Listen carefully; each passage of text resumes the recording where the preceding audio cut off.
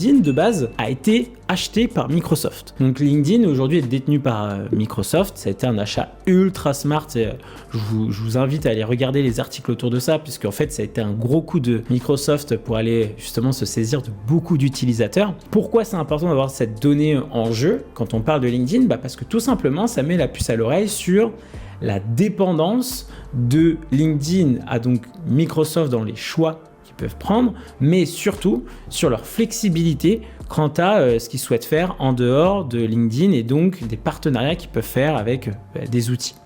Ce qui veut dire que Microsoft, historiquement, c'est quand même connu pour être une marque ou plutôt une enseigne ou un des leaders du marché qui est assez dinosaure, qui est très historique et qui est très rigide dans ses process, comparé à par exemple un Google où on peut le voir rien que par l'interface, c'est beaucoup plus fluide, beaucoup plus simple d'utilisation. Tout simplement, dans disons la ligne directrice de LinkedIn, aujourd'hui, LinkedIn reste très rigide à venir automatiser des choses sur leur plateforme.